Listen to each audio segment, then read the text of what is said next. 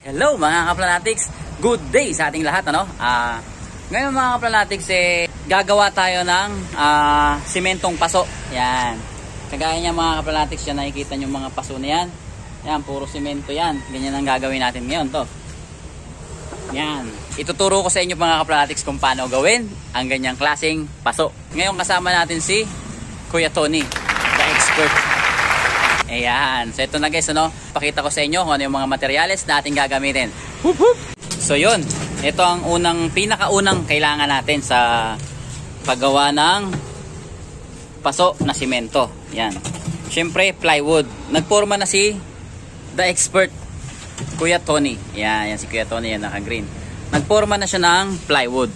Yan, plywood. Ngayon, itong plywood na to guys, may iba't ibang sukat yan. 2.5 feet.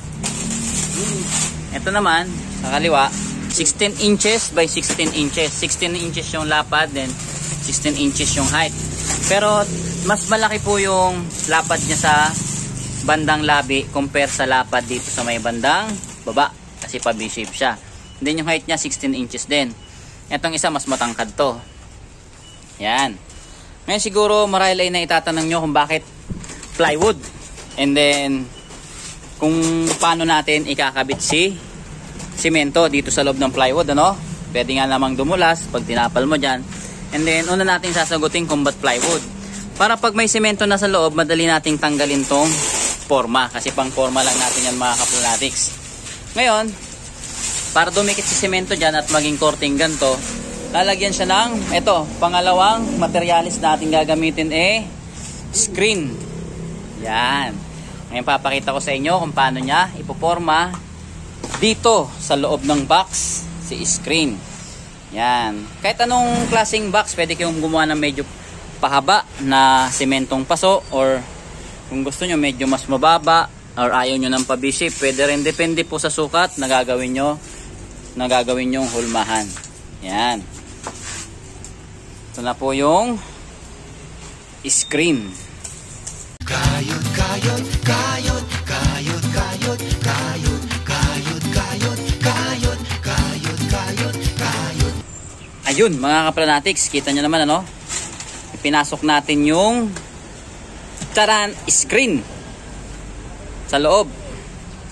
Ang purpose niya mga kaplanatics, kaya tayo may screen, para dyan kumapit yung hahaluin nating semento. Yun, isa pa yun. Ano yun? Ang paso. Para mas matibay ang paso. Yan. Kasi pag walang screen, madaling mabasag.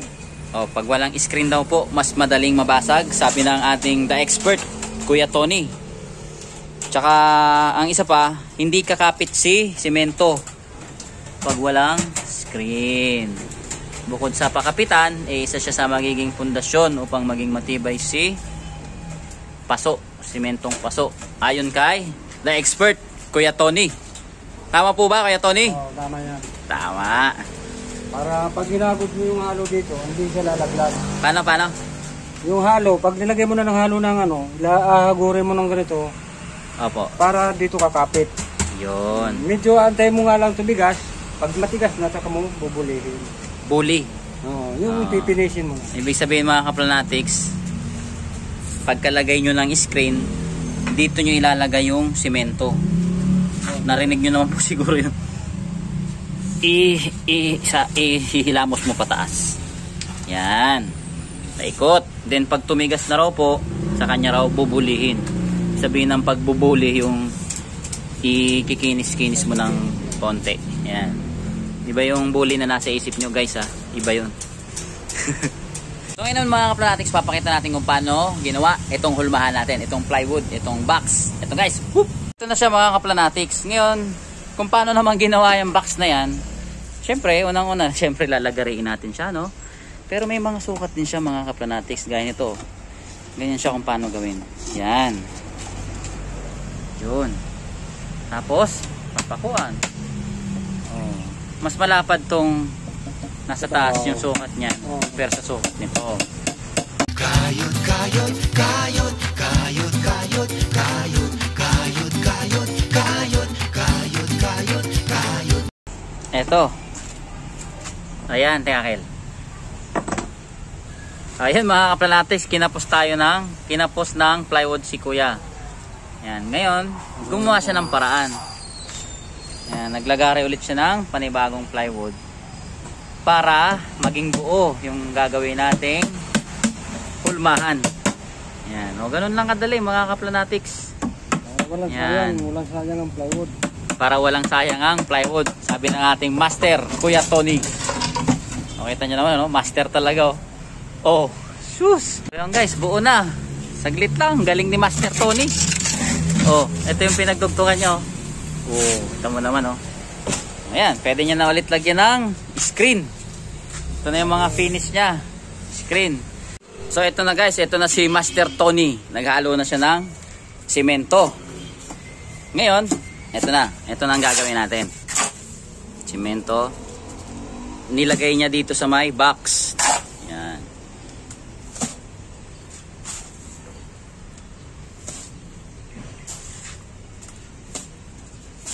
Kulong pa lang.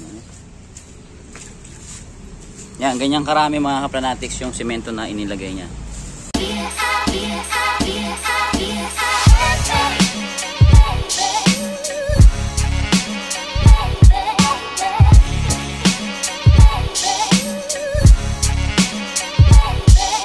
Okay.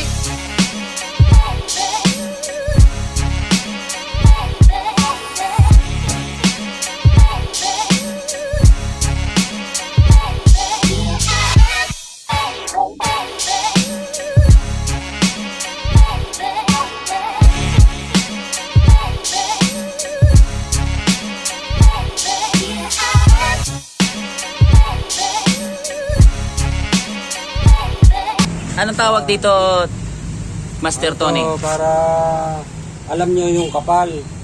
Gagamit kayo nito para kung gusto nyo ganito lang kakapal, gamitan nyo na lang, ipantay nyo lang dito sa labi ng plywood. Dito sa plywood. Para yung ayan kapal, mga kaplanatics. Oh.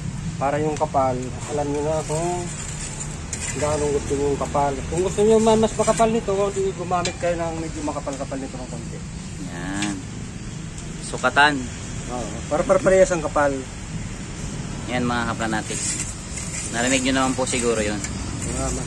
Madali Gumamit siya ng stick para dito sa labi. Para yung kapal daw pare-parehas. Para yung kapal niya parehas. Mamaya pag matigas na, saka natin yan papantayin ng gusto. Abang lang muna yan. Kasi ngayon medyo malambot pa, bababa pa talaga siya. Pero at least kahit na pa paano nakaporma na siya ng gusto mong sukat. Kapal, yung sukat mo. Kung mas makapal daw na labi gusto nyo mga kaplanatics, gamitan nyo ng mas makapal na ganito. Medyo malapad siya. Mas malapad daw po. Ba't manipis ginamit mo? Para magaang. Para magaang lang buhatin. Yan. Kahit babae ang buhat, kaya. May antay natin yan mamaya matuyo. Mamaya. Tsaka natin yan, gagamitan ko yan ito. Yun. Yan, gagawin bubuli. Para, yun yung sinasabi kong pagbuli. Para makinis ang dating. Makinis. Ayun mga kaplanatics. May advantage din pala na medyo manipis lang siya para magaang. So ayun mga kaplanatics, ano? Yan, pwede kayong gumamit ng guantes kung sakaling syempre ito kasi yung kamay nito ni Master Tony sanay na sa semento Semento. Ngayon yung halimbawa, di ka pa masyadong sanay sa ng semento kasi medyo yan dumidikit sa mga kamay yan eh. Pwede tayong gumamit ng guantes. Ito mga kaplanatics, plywood lang to Inang hagod niya dun sa semento para yan, may taas niya. So ayun mga kaplanatics, ano? Pag di na siya ganun kalambot, ito na yung sunod nating gagawin. Kasi naiporma na natin yung labi eh. Yan, kita niya naman, di ba? Yan, oh. Tapos ito naman tayo.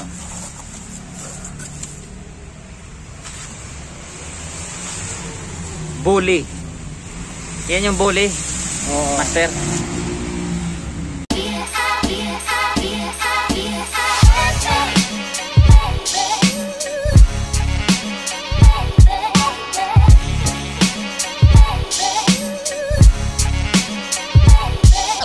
Okay.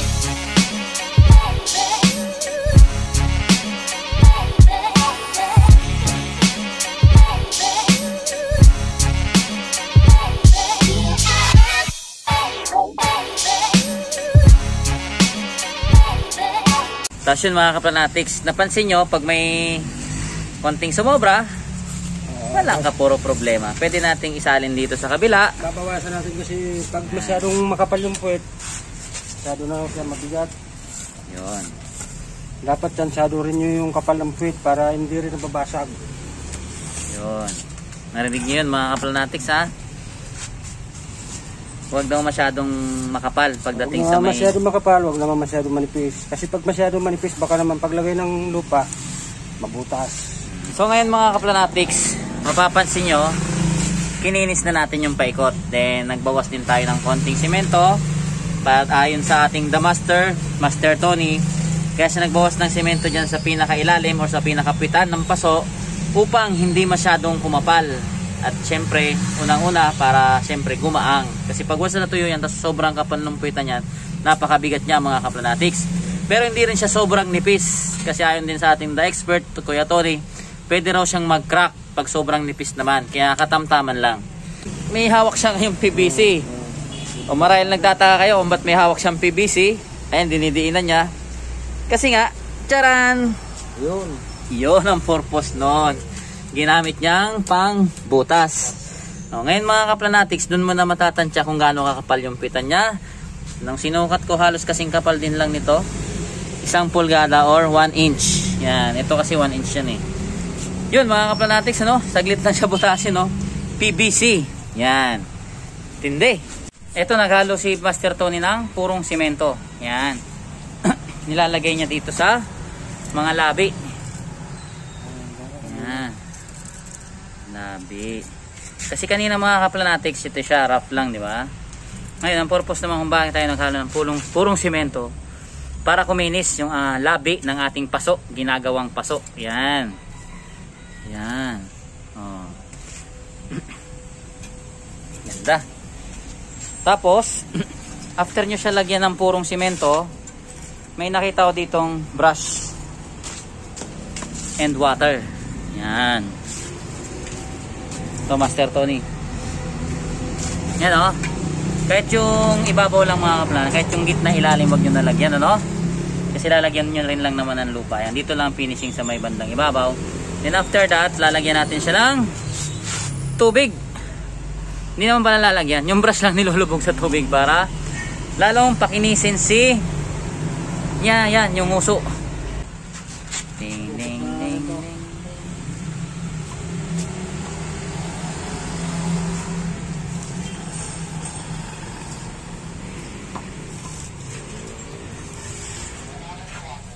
Ay, Master Tony. Ano yung panghuli natin gagawin? Bubuksan na natin, ipipilis na natin to. Bubuksan. Ngayon paano yung buksan? Ito lang. Ano bubuksan yan? Sikutin lang natin para... Ayun mga kaplanatics, sinikwat niya lang ng... Ang tawag mo niya sa panikwat mo? Kahit ano. Kahit ano daw. Kasi nakapako yan mga kaplanatics yun. May pako kasi siya. Para purpose natin yan. Wow! Tinubaran mo na. So yun mga kaplanatics, ito na siya. Ito yung ginawa natin kanina, pininish to, di ba? Yan. Yan, para beautiful. Ngayon, nung tinanggal natin siya, ito na siya. Kita pa rin yung mga screen. Ngayon para para mawala yung screen, para kuminis, lalagyan natin ito. Para mas lalong gumanda. Yun o. Nilagyan niya ulit ng purong simento.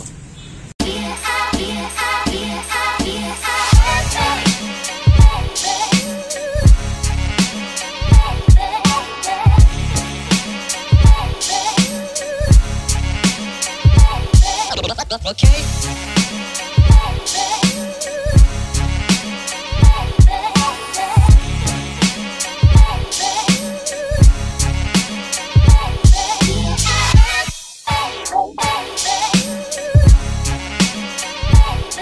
So after niya lagyan ng purong simento, ito na. Yan, para mas kuminis. Yan. Ito nyo naman yung mga hagod. Oh. Wow. Oh. Construction eh. Para ka lang nagpipintura.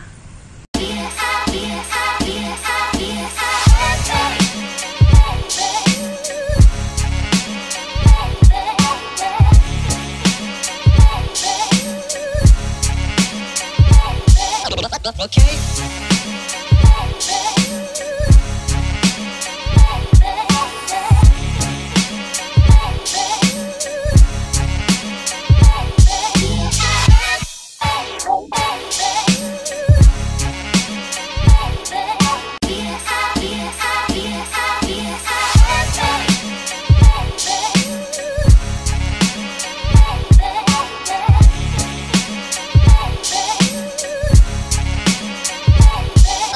Okay.